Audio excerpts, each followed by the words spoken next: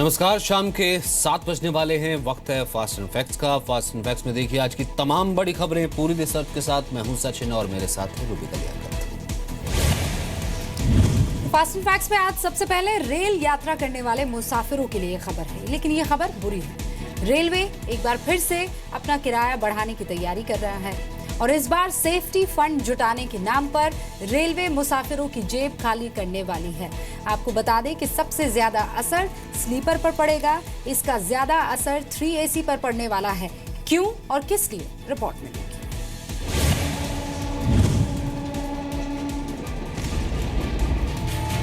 यात्रीगण कृपया ध्यान दें, फिर बढ़ने वाला है रेल किराया। सेफ्टी के नाम पर आपकी जेब में सेंध। अगले कुछ दिनों में रेलवे आपका सफर और महंगा करने वाला है। संसाधन बढ़ाने के नाम पर रेलवे फिर किराया बढ़ाने की तैयारी कर रहा है। सूत्रों के मुताबिक सेफ्टी के लिए पैसे जुटाने की खातिर रेल यात्रियों पर सेस लगाया जा सकता है। सेस लगाए जाने के बाद आपका सफर और महंगा हो जाएगा। रेल मंत्री सुरेश प्रभु अभी किराया बढ़ाना नहीं चाहते हैं, लेकिन वित्त मंत्रालय की मदद नहीं मिलने से मजबूर होकर उनके पास कोई और रास्ता नहीं है। दरअसल रेल मंत्री ने कुछ दिन पहले वित्त मंत्री अरुण जेटली को चिट्ठी लिखकर 1,19,183 करोड़ रुपए की मदद मांगी थी। रेलवे इस पैसे का इस्तेमाल राष्ट्रीय रेल संरक्षा कोष बनाने में करना चाहता है। कोष में जमा पैसे से रेलवे का सिग्नलिंग सिस्टम ठीक होगा और मानव रहित क्रॉसिंग खत्म किया जाएगा। साथ ही रेल पटरियों का रखरखाव भी बेहतर होगा और रेल पुलों को मजबूत बनाया जाएगा। रेलवे को उम्मीद है कि सिग्नलिंग सिस्टम ठीक होने और मानव रहित क्रॉसिंग खत्म होने से रेल हादसों में काफी कमी आएगी। रेलवे के मुताबिक कानपुर में पिछले दिनों हुए हादसे के पीछे भी ट्रैक का रखरखाव और सिग्नल सिस्टम जिम्मेदार है। लेकिन रेलवे के सेफ्टी फंड बनाने के इरादे पर वित्त मंत्रालय ने पानी फेर दिया। वित्त मंत्रालय ने रेलवे से दो टूक कह दिया कि उसके पास सेफ्टी फंड के लिए पैसे नहीं है। ज्यादा से ज्यादा वो कुल रकम का 25% यानी करीब 30,000 करोड़ ही दे सकता है। बाकी 90,000 करोड़ रुपए का इंतजाम रेलवे को खुद करना होगा। वित्त मंत्रालय ने रेलवे को सलाह दी कि वो किराया बढ़ाकर सेफ्टी फंड की बाकी रकम का इंतजाम करे। अभी जो ट्रेन की घटना हुई वो इट वॉज वेरी ट्रैजिक, बहुत ट्रैजिक था वो। तो अगर पैसे लेने से सेफ्टी आ रही है तो इट्स नॉट अ खराब मूव नहीं है, ये इसे कर सकते हैं। तो टिकट के प्राइस जो है वो बढ़ना नहीं चाहिए, क्योंकि आम आदमी को उससे परेशानी हो रही है। मेनली क्या होता है कि देखो, जो रेलवे जैसे आपने बताया कि सेफ्टी के लिए, तो सेफ्टी तो कुछ भी नहीं हो रही है। अभी आए दिन एक दुर्घटना हुई है, तो सेफ्टी के नाम पे कुछ भी नहीं है, सिर्फ प्राइसेस बढ़ रहे हैं।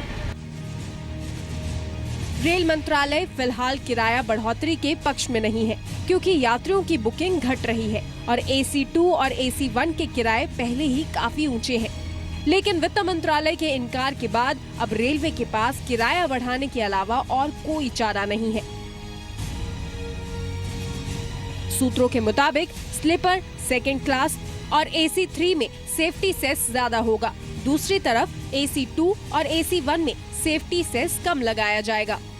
रेलवे के मुताबिक सेफ्टी सेस के पैसों से न सिर्फ यात्रियों का सफर सुरक्षित होगा, बल्कि ट्रेनों की रफ्तार भी बढ़ेगी। तो रेल यात्री तैयार हो जाइए एक बार फिर ट्रेन के महंगे सफर के लिए।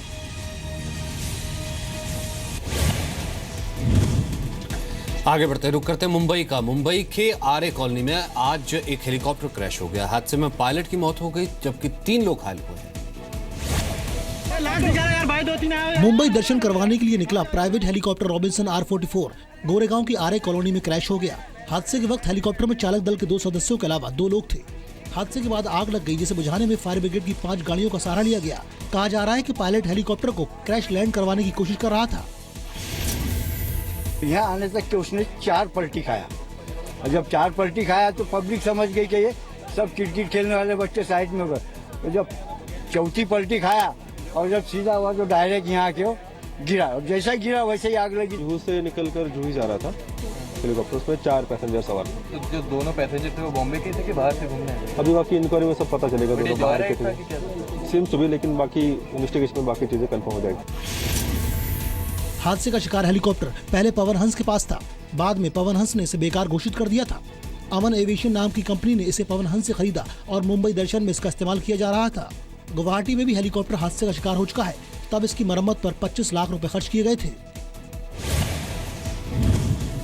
इस बात पर भी सवाल खड़े हो रहे हैं कि प्राइवेट कंपनी कैसे लोगों को मुंबई दर्शन करवा रही थी, क्योंकि महाराष्ट्र सरकार ने सिर्फ पवन हंस को जॉय राइड की इजाजत दे रखी है। उधर दिल्ली के एक लॉ फर्म पर छापेमारी में 13 करोड़ रुपए से ज्यादा बरामद हो गए हैं और इनमें 2.5 करोड़ से ज्यादा के नए नोट शामिल हैं। दिल्ली पुलिस की क्राइम ब्रांच ने कल शाम साउथ दिल्ली के ग्रेटर कैलाश में law firm Tandon and Tandon पर छापेमारी की। करीब 2 करोड़ 60 लाख के नए नोट के साथ 13 करोड़ 65 लाख रुपए बरामद किए गए। खास बात यह है कि छापेमारी के दौरान नोट गिनने की 2 मशीन भी बरामद हुई हैं। अब यह मामला इनकम टैक्स विभाग को सौंप दिया गया है।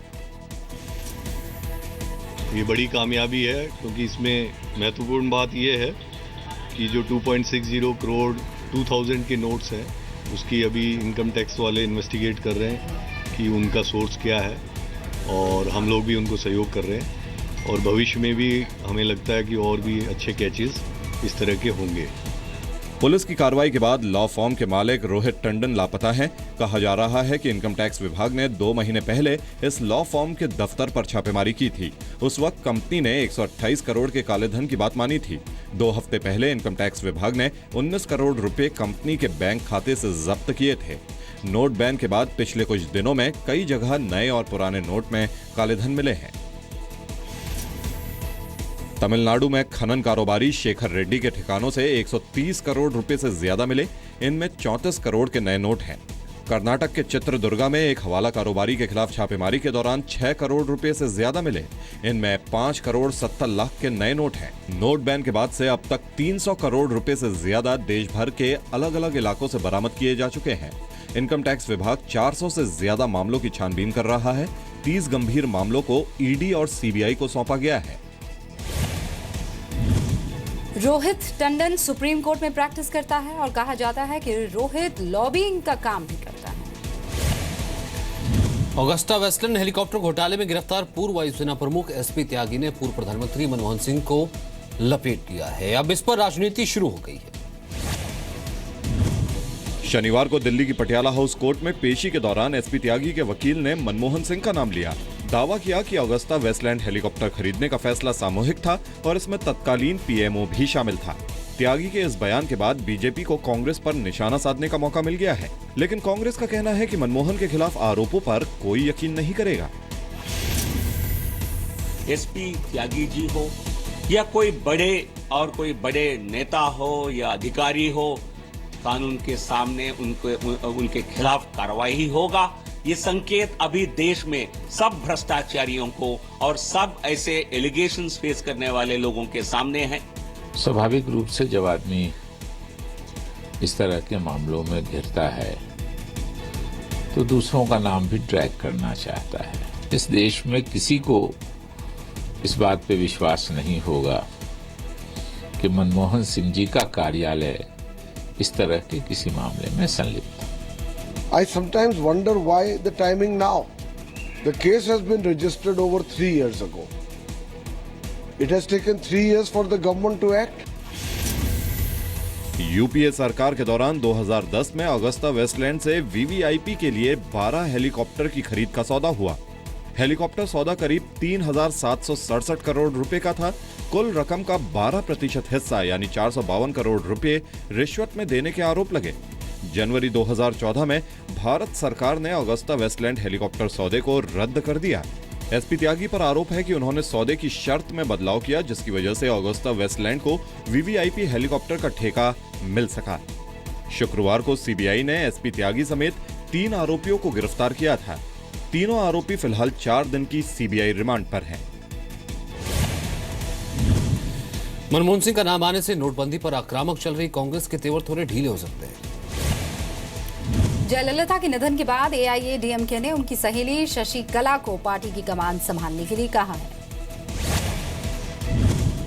तमिलनाडु के मुख्यमंत्री ओ पनीरसेल्वम समेत पार्टी के सभी बड़े नेताओं ने शशिकला से अनुरोध किया है कि वो जयललिता के दिखाए रास्ते पर पार्टी को लेकर चलें। पार्टी का कहना है कि अम्मा के निधन से जो जगह खाली हुई है उसे सिर्फ शशिकला ही भर सकती हैं। लोकसभा के डिप्टी स्पीकर और पार्टी के बड़े नेता एम थम्बीदुरई ने भी शशिकला का समर्थन किया है। All requested she only the fittest person to take over the party affairs and run that lead the party. That is what request. She is the fittest person to lead now. इस बीच AIADMK ने दावा किया है कि जयललिता की मौत के बाद सदमे से अभी तक 470 लोगों की मौत हो चुकी है। पार्टी ने पीड़ित परिवारों को 3-3 लाख रुपए देने का फैसला किया है। वीके शशिकला करीब 35 साल से जयललिता को जानती थी। उन्हें चिन्नम्मा के नाम से जाना जाता है। वीडियो शॉप चलाने वाली शशिकला के पति नटराजन ने उनकी दोस्ती जयललिता से कराई।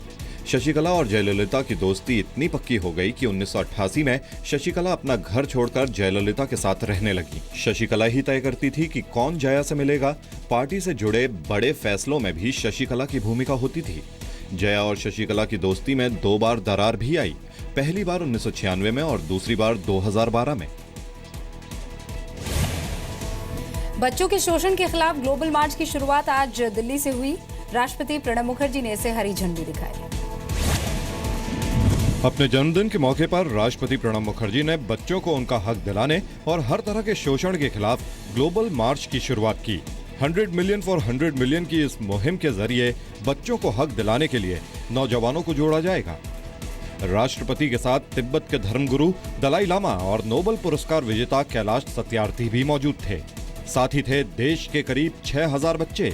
इस दौरान 15 देशों के बड़े नेता और नोबेल पुरस्कार विजेता भी मौजूद थे। Some of the most influential individuals and some of the most powerful voices of knowledge and wisdom, best minds, including the children from many parts of the world, are assembled here in India. बच्चों के लिए अभियान की अगुवाई Nobel पुरस्कार विजेता कैलाश सत्यार्थी की अगुवाई में हो रही है। दुनिया भर के 10 करोड़ शोषित बच्चों के लिए 10 करोड़ नौजवानों को अभियान में जोड़ा जाएगा।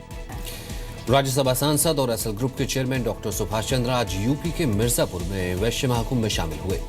डॉक्टर चंद्रा ने नोटबंदी के फैसले का समर्थन किया। उन्होंने ये भी कहा कि सरकारों ने सब्सिडी देकर लोगों के स्वाभिमान को कम किया। मिर्जापुर में आयोजित वैश्य महाकुंभ में डॉक्टर सुभाष चंद्रा बतौर मुख्य अतिथि शामिल हुए। डॉक्टर चंद्रा ने कहा कि सब्सिडी की वजह से लोगों का स्वाभिमान कम हुआ है। आज 70 सालों में विभिन्न सरकारों ने सब्सिडी दे करके, छूट दे करके पूरे समाज को पंगु बना दिया, अपने ऊपर निर्भर करने वाला बना दिया। जो कुछ चाहिए जाइए सरकार के पास। डॉक्टर चंद्रा ने देश के हालात के लिए गलत आर्थिक नीतियों को जिम्मेदार ठहराया। सन 1917 में लगभग 1/3 भाग भारतवर्ष का वर्ल्ड की जीडीपी, जो कि घटते घटते घटते घटते अंग्रेज जब छोड़ के गए तो हमारा भाग जीडीपी का केवल 2.5% विश्व के तुलना में रह गया।